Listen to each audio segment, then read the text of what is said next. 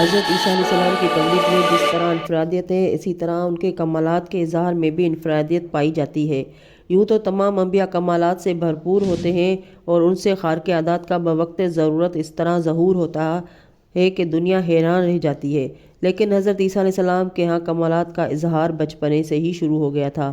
وہ بطن مادر میں بولے تھے، پیدائش کے بعد بولے کمسری میں اظہار کمالات کیا۔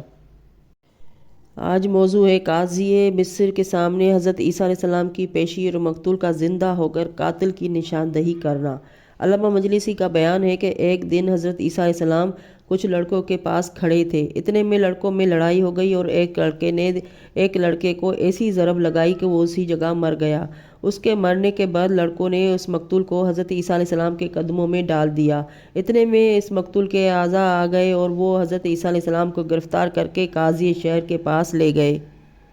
قاضی نے پوچھا کہ اسے تم نے قتل کیا ہے؟ انہوں نے کہا نہیں، میں نے نہیں قتل کیا ہے۔ قاضی نے کہا کہ حالات و آثار سے واضح ہوتا ہے کہ قاتل تم ہی ہو، لہٰذا تم کو سزا دی جائے گی۔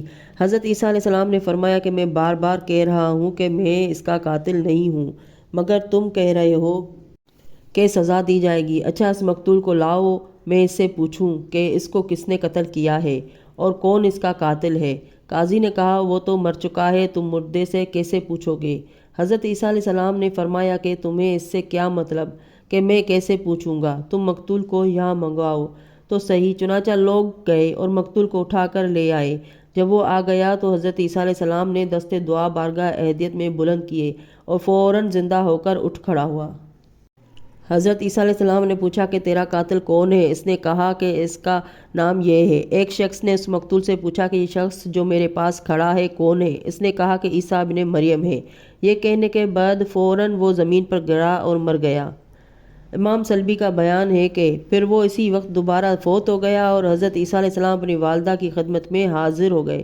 وہ جب اس واقعے کے بعد اپنی ماں کے پاس جانے لگے تو خلق کثیر ان کے پیچھے تھی۔ حضرت مریم علیہ السلام نے کہا کہ بیٹا، میں نے تم کو منع کیا تھا کہ اس قسم کے کرامات نہ ظاہر کرو، مگر تم نہ مانے۔ انہوں نے عرض کی مادر گرامی، اگر میں ایسا نہ کرتا تو مجھے پھانسی ہو جاتی، کیونکہ اس کے قتل کا الزام مجھ ہی پر لگایا گیا تھا۔